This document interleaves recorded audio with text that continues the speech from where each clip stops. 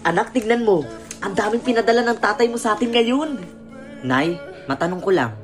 Ano po bang trabaho ni tatay sa ibang bansa? Bakit ang dami niya palaging perang pinapadala? Anak naman, syempre marangal. Ano bang iniisip mo? Nang hold up din yung tatay mo sa abroad? O siya anak, magbihis ka na doon at magsha-shopping tayo.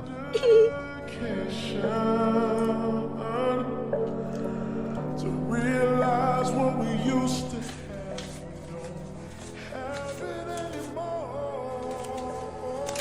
Nay, nagpadala na naman po ba sa inyo si tatay? Di ba kakapadala niya lang po nung isang araw? O bakit anak? Ayaw mo ba ng ganon? Na marami tayong pera? O ito na ha. Baon mo yan. O ayan anak, ubusin mo yung pera mo ha. Huwag ka matakot na gumastos, okay? Kung gusto mo, mag-shopping ka ngayon. Bumili ka ng mga gusto mo. Kapag naubos ulit, tumingi ka sa akin, okay? O kaya isama mo yung mga kaibigan mo. Gumala-gala kayo, mag-travel-travel kayo dyan. Ha? Basta kapag naubos anak, sabihan mo lang ako, humingi ka sa akin, okay? Wag na po, Nay. Itatabi ko na lang po ito. Sayang din po ito, pandagdag ng ipon ko. Bala ko po kasing bumili ng sasakyan.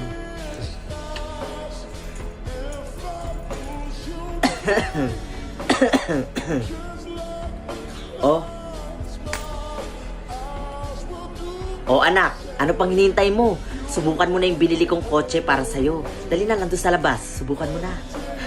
Totoo ba to, Nay? May sasakyan na ako? Tay, bakit ganyan yung tono ng boses nyo? May sakit po ba kayo? Tay, baka inaabuso mo na yung katawan mo sa kakatrabaho. Ang lalaki pa naman ang pinapadala mong pera dito sa amin sa Pilipinas. Tay, may itatanong lang po sana ako sa inyo.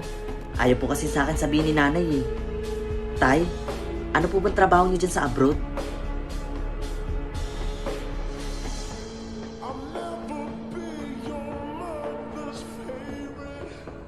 O sige po, Tay. I love you too. Your daddy can't even look me in the eye.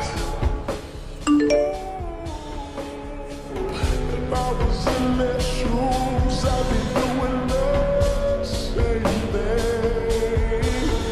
Saying there goes my little girl, walking with that troublesome guy. Ano ba naman yan, mahal? Magpagaling ka na dyan. Paano tayo niyan kapag umuwi ka dito sa Pilipinas? Diyan ka na lang. Okay? Magpagaling ka, tapos pag gumaling ka, magtrabaho ka ulit.